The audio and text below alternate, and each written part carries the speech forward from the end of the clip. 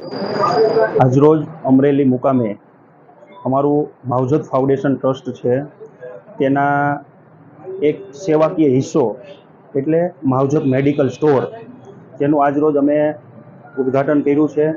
અમરેલી જિલ્લામાં જે પણ કોઈ ગરીબો છે, મધ્યમ વર્ગ છે, નાનો માણસ છે, તેને જીવન જરૂરિયાત જે દવાઓ પીવી પડે છે, ડાયાબિટીસ હોય, બીપી હોય કે અન્ય કોઈ પણ તકલીફો હોય, જે દવાઓના ભાવ ખાસ કરીને ઘણી મોંઘી હોય છે, જે નાનો વર્ગ લઈ નથી શકતો, તેના હિસાબે તે ગરીબ માણસ પોતાનું ઘર નથી ચલાવી શકતો, ઘર ચલાવવા જાય તો દવા નથી પી શકતો, એવી ઘણી વેદનાઓ જોઈ। ઘણા ગામડાઓની અંદર ઘણા ગરીબોને મળીને ઘણી વેદનાઓ જોઈ। ત્યાર પછી અમે નિર્ણય કર્યો કે અમારું ટ્રસ્ટ, અમારા ટ્રસ્ટના સહયોગથી એક મેડિકલ એવું ખોલી કે જે 10%થી લઈને 80% લગી ગરીબોને રાહત મળી શકે, જે સસ્તી દવા મળી શકે। સસ્તી દવા નથી પણ સસ્તી દવા અમારા દેવી છે, કારણ કે આ ગરીબોની વેદના સહન નથી થતી, કોકને તો બહાર નીકળવું પડશે।